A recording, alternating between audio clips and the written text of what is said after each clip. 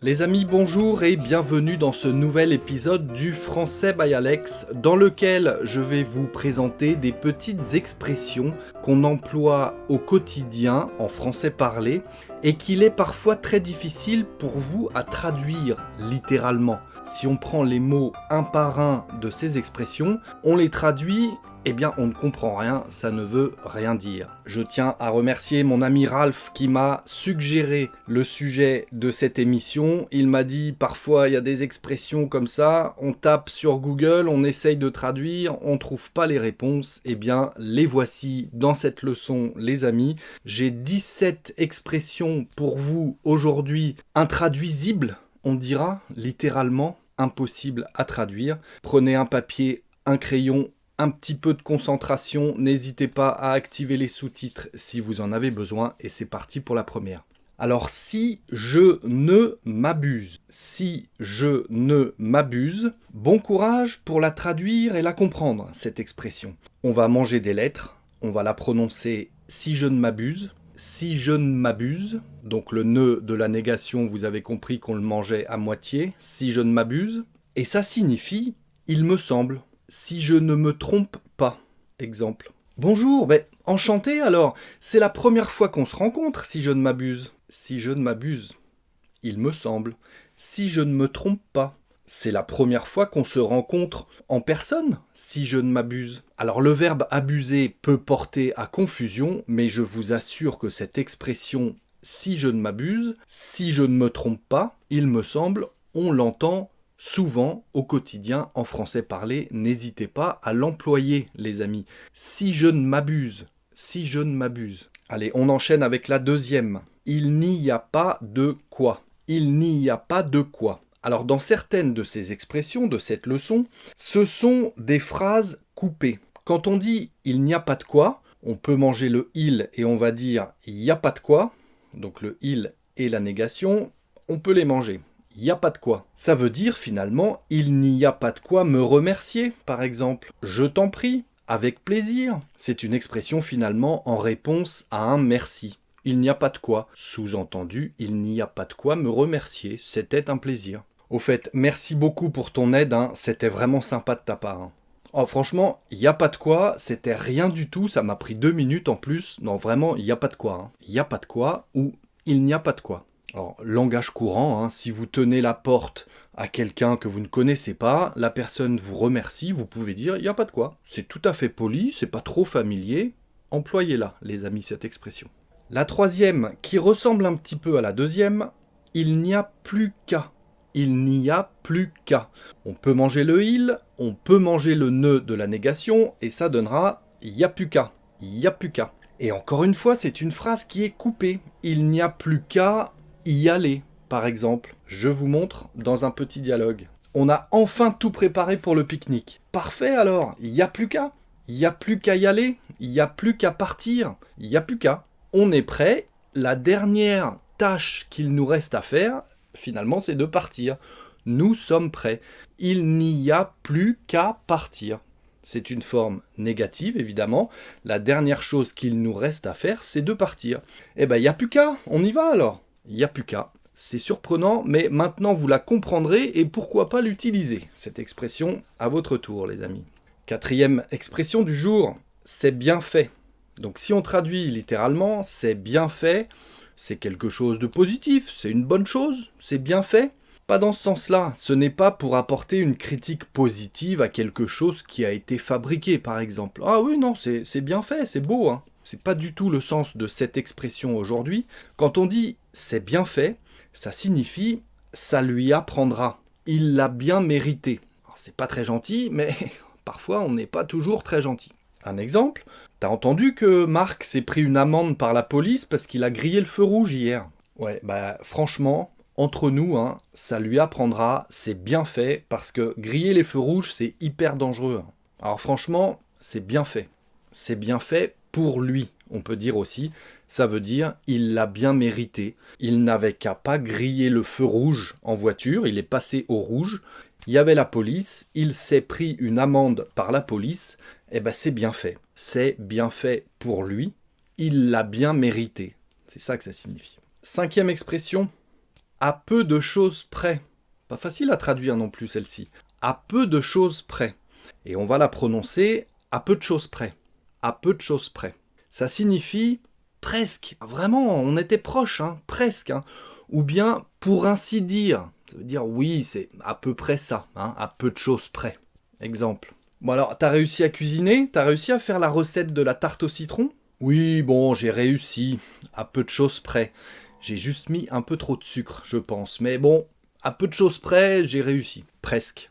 À peu de choses près, j'ai réussi. On était proche de bien réussir ou d'accomplir une tâche, une épreuve, une mission, peu importe. Mais bon, à peu de choses près, on va dire qu'on est satisfait. À peu de choses près. Presque. Sixième expression, plus que jamais. Alors là, il n'y a pas d'ironie. Littéralement, vous pourriez presque comprendre hein, en traduisant. Plus que jamais, ça signifie plus que jamais auparavant, finalement. Jamais, on n'a jamais connu autant, finalement. Plus que jamais. Bon alors, t'es toujours motivé pour ton projet de voyage ou pas? Alors franchement, mais plus que jamais. J'ai trop hâte de partir. Je suis prêt plus que jamais. Je n'ai jamais été autant motivé, crois-moi. Plus que jamais. Je suis au top de la motivation, finalement. Plus que jamais. Et on l'entend couramment, cette expression, tous les jours, selon les contextes, évidemment. Plus que jamais, n'hésitez pas à l'utiliser. Une septième expression. Loin de moi cette idée.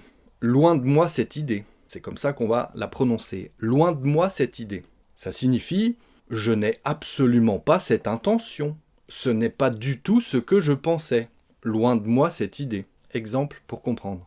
Non mais tu penses que je veux éviter de t'aider pour ton déménagement ce week-end, mais franchement, loin de moi cette idée. Je suis juste pris ce week-end, j'avais des choses de prévues, mais je serais venu avec plaisir, je t'assure. Je veux pas éviter de t'aider pour ton déménagement, mais loin de moi cette idée. Hein. C'est pas du tout mon intention d'éviter ton déménagement pour éviter de t'aider. Tu te trompes, ce n'est pas du tout ce que je pensais. Loin de moi cette idée. Loin de moi cette idée. Huitième expression, pas que je sache. Pas que je sache, subjonctif bien sûr pour les amateurs de conjugaison. Pas que je sache, ça signifie, à ma connaissance, non. Je n'en ai pas entendu parler. Non, pas que je sache. Ça peut être assez soutenu parfois, mais on peut l'employer en langage courant au quotidien, n'hésitez pas. Exemple, est-ce que tu as entendu parler de l'annulation du concert à cause de la pluie ce soir ou pas? Écoute, pas que je sache, hein, le concert a toujours lieu normalement, malgré la pluie. Hein. Non, pas d'annulation, pas que je sache. Hein. À ma connaissance, non. Il n'y a pas eu d'annulation de ce concert. Non, pas que je sache. Pas que je sache. La neuvième expression, tant qu'à faire. Tant qu'à faire. On pourrait presque la traduire littéralement, mais ça voudrait pas dire grand-chose quand même.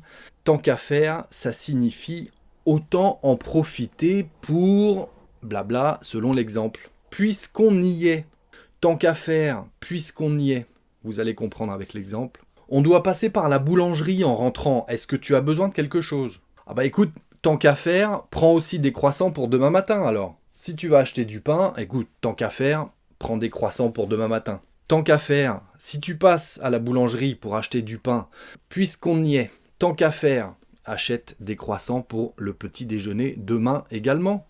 Tant qu'à faire.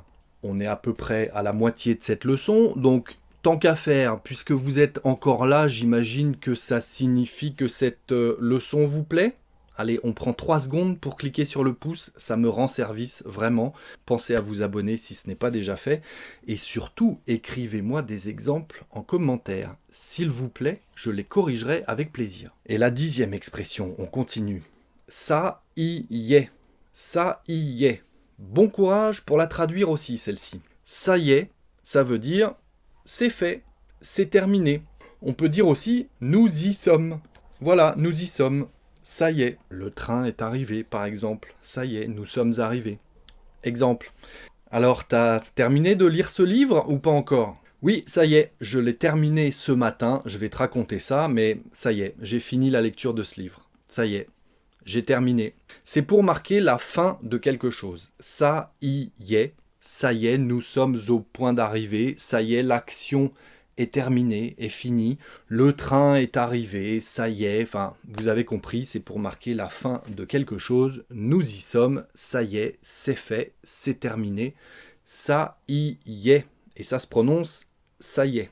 11e expression relativement soutenue, celle-ci, je me suis laissé dire, blablabla, je me suis laissé dire, je me suis laissé dire, on pourrait dire, hein. Ça signifie on m'a dit que, ou bien il paraît que, on peut même le mettre au conditionnel, il paraîtrait que, je me suis laissé dire que, blabla. Tu sais si Nathalie a vraiment déménagé en ville ou pas encore ? Alors écoute, je me suis laissé dire que oui, mais honnêtement, j'en ai pas eu sa confirmation. Mais je me suis laissé dire qu'elle habitait en ville déjà, hein. Je me suis laissé dire que, ça veut dire, j'ai l'impression que, je pense que, il paraît que, j'ai entendu dire que, voilà, vous avez compris, c'est pour annoncer une pensée, une déclaration, enfin voilà, je me suis laissé dire que, blablabla, selon les contextes, c'est relativement soutenu, mais n'hésitez pas à l'employer. Une 12e, vous n'êtes pas content ? Eh bien, faudra faire avec, les amis. Faudra faire avec. Ça signifie, on n'aura pas le choix. C'est comme ça. Il faudra s'adapter. Faudra faire avec. Bon, t'as vu, il pleut encore à verse, hein. Eh ben, on peut pas changer les plans pour ce week-end, hein. C'est trop tard. Les réservations sont faites. Faudra faire avec, hein. On va voir si on trouve un plan B ou pas, mais faudra faire avec. Il va pleuvoir tout le week-end. Eh ben, on n'a pas le choix. C'est pas comme si on pouvait choisir. On va faire avec, il faudra faire avec, et on mange le il, on peut dire faudra faire avec. Pas le choix. Une 13e expression pour vous, rester sur le qui-vive. Rester sur le qui-vive. On peut l'entendre cette expression parfois. Qu'est-ce que ça veut dire, le qui-vive ? Rester sur le qui-vive ou être sur le qui-vive, ça signifie rester vigilant, faire attention, être attentif. Hein, rester sur le qui-vive, reste sur le qui-vive, reste vigilant. Tu penses que c'est dangereux de se balader dans ce quartier-là la nuit ou pas ? Écoute, je ne pense pas, mais reste sur le qui-vive quand même. Hein. Parfois il y a des histoires un petit peu bizarres. Reste sur le qui-vive. Je ne pense pas que ça craigne trop, mais reste vigilant, reste sur le qui-vive quand même. Fais attention. Reste vigilant, reste sur le qui-vive. 14e expression. Encore heureux ? Bah encore heureux. On s'exclame comme ça hein, pour marquer la surprise, pour affirmer quelque chose. Bah, encore heureux, hein. Qu'est-ce que ça peut vouloir dire ? Heureusement, point d'exclamation. C'est une bonne nouvelle, on peut dire aussi, mais on n'était pas si surpris que ça finalement, parce que encore heureux, ça signifie que c'est une évidence pour nous. Hein, donc, heureusement, c'est évident. Bon, est-ce que tu as réussi à réparer la fuite d'eau sous l'évier dans la cuisine ? Ouais, bah encore heureux, hein. J'ai pu le faire tout seul, sinon la cuisine, voire l'appartement aurait été complètement inondé. Encore heureux, j'ai pu le faire tout seul. Ouais, bah encore heureux, hein. Heureusement. Encore heureux, on l'entend souvent aussi en français parlé, donc n'hésitez pas les amis. Encore heureux ?